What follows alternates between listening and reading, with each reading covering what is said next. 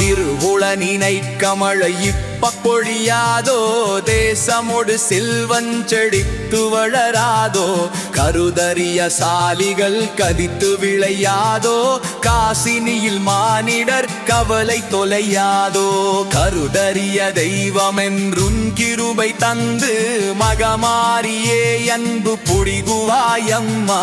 ஒரு புதுமை இதுவென்று அதிசயங்காண உதவுவாயெருவில் நகருற்றபத்தினியே